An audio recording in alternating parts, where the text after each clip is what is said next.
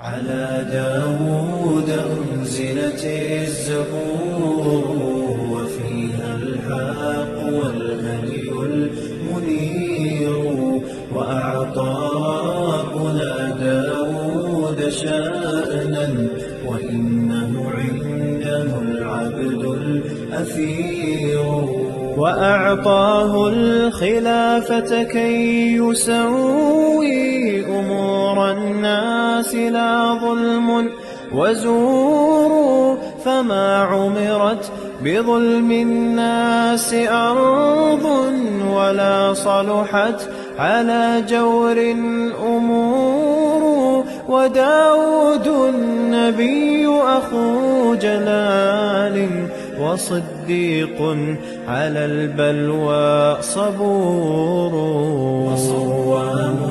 وقوام